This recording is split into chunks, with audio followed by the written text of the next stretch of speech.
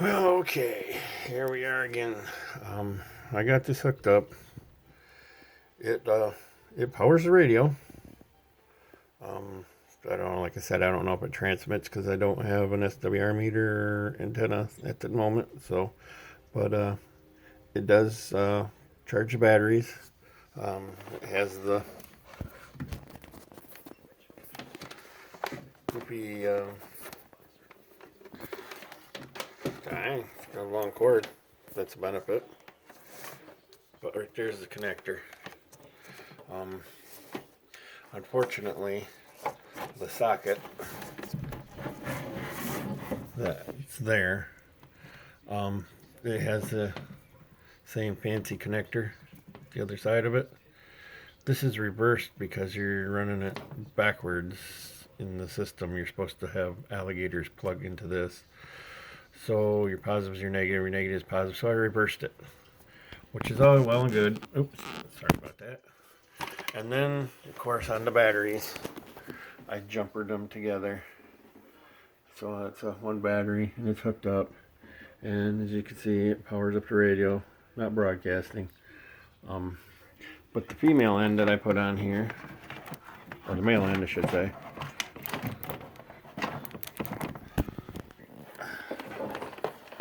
which is all down there, it's placed on there, and it plugs in, and it works. It has a light there, so if you're gonna wire it up, if you wire it up backwards, that light won't come on. If you wire it up right, the light comes on, so you know you got it right. But when I wired that in, I failed to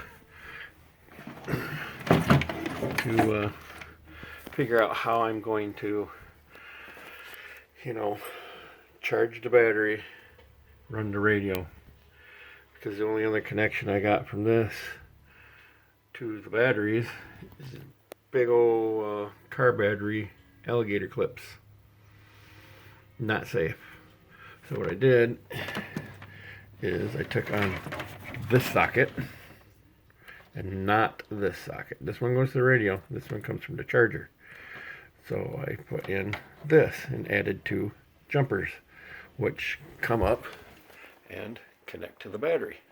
So now I can run just the battery on the radio.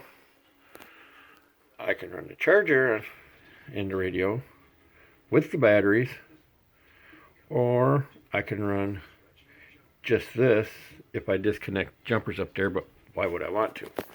So now this stays plugged in.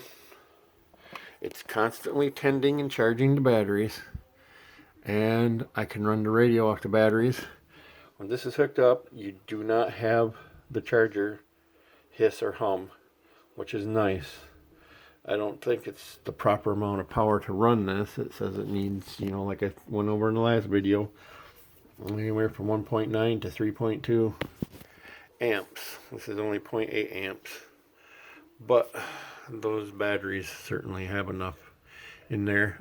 This radio takes such little power that when you unplug here with the radio off, this light will glow for a couple minutes, meaning there's still power. It doesn't use hardly any power, so those batteries are going to last a long time.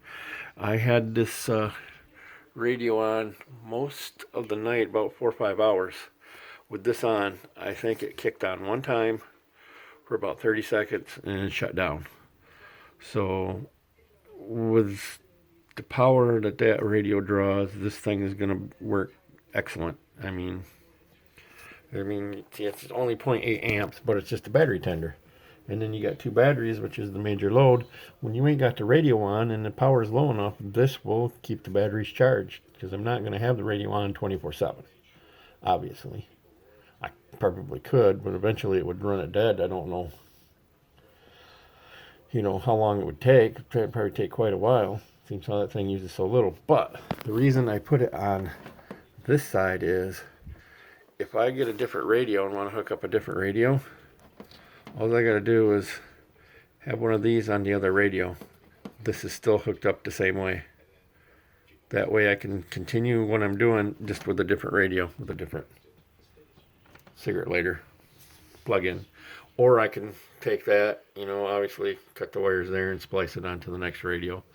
Same thing. But yeah, And just wires all over hell here. It looks like crap, but this isn't where it's supposed to go. I just put it together to show you on this video. But yeah, they're secured, they're connected, nothing's exposed, and like I said, it works. It works great. No hum in the CB from the charger, so I think I got a setup that will allow me to, when I want to talk to my brother or a couple friends, I can get a couple hours of use out of it and not worry about, you know, draining those little batteries. Apparently those that radio don't use much, so it's gonna work out just right. I just want to take care of the wiring. Have to get some tape out or zip ties out or something and kind of straighten the wire up, find exactly where I'm going to have it. I don't think I'm going to have it here at the wife's work desk. This is actually her desk for work, so I got my reloading bench and thing in the other room. I might hook it up in there. I'm thinking about putting a dive pole in my trailer. Like I said, my trailer's 16 feet wide. It's, you know, a little bit less than what you need for a dive pole, because it's 8 foot, 8.5 foot on each side. 8 and 8, 16. You still got another foot. It's 17 foot.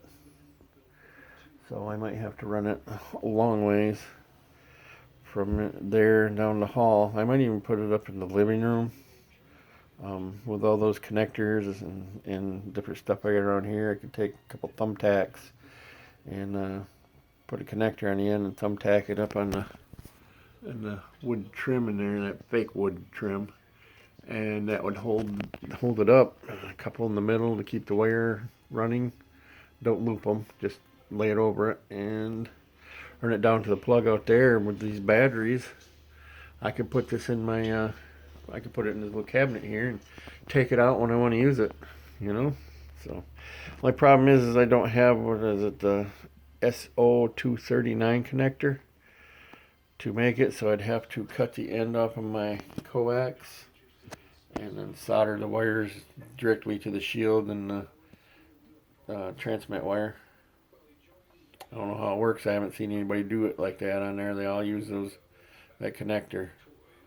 So we'll see. This is the update. Like I said, that's where I got the soldering gun, so I can solder the connections for the dipole.